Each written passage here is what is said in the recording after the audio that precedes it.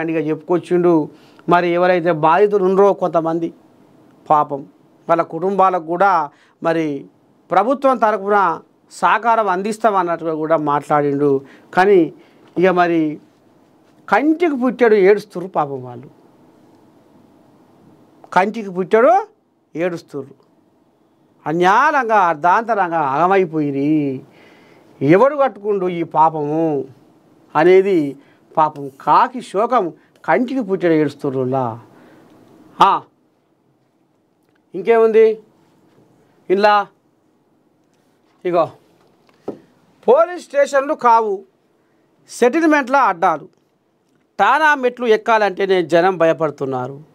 Civil వివాదాలు పరిష్కరించే అధికారం వారికి ఎక్కడిది? రాష్ట్రంలోని పోలీసుల తీరుపై హైకోర్టు తీవ్ర వ్యాఖ్యలు.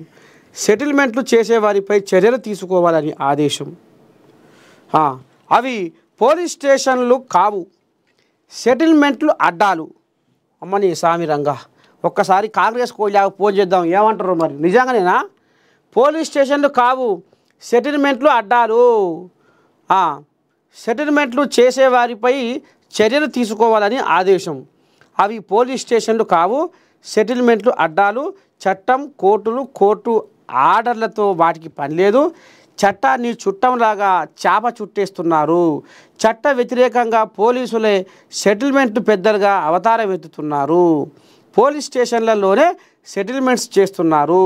పోలీస్ స్టేషన్లకు వెళ్తే కేసు నమోదు, దర్యాప్తు, ఆపై కోర్టుకు ఛార్జ్ షీట్, చివరికి కోర్టు తీర్పు.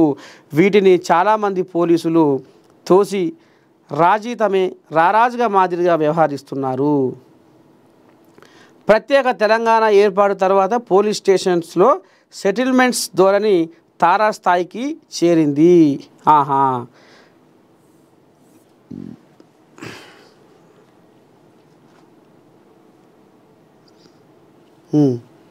ఇంకేం రాసుకొచ్చిర్రు? సరే, ఇక ఈ కథ ఇట్లా ఉండని. యూరియా కొరత, రైతన్న కుత నెలకు ఒక్కసారే యూరియా ఇవ్వాలి. మనకు లోటు వచ్చింది, ఈ నెలలో ఇక రాదు. ఒక్కసారి ఇచ్చిన రైతుకు మళ్ళీ యూరియా ఇవ్వద్దు. రోజుకు 5 టన్నులకు మించి అమ్మితే జైలు శిక్ష. అమ్మా చూద్దాం మరి ఇది నిజమా కదా?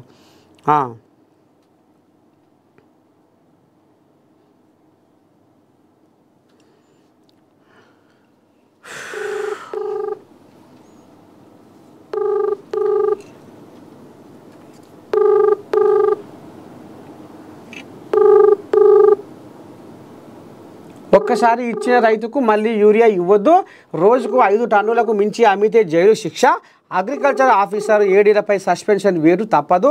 అధికారులను హెచ్చరిస్తూ ఆడియోలు సర్క్యులేట్.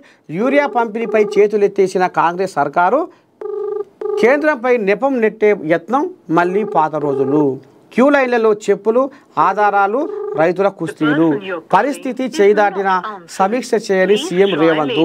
కేంద్రానికి లేఖలు, ప్రకటనలకే తుమ్మల పరిమితం.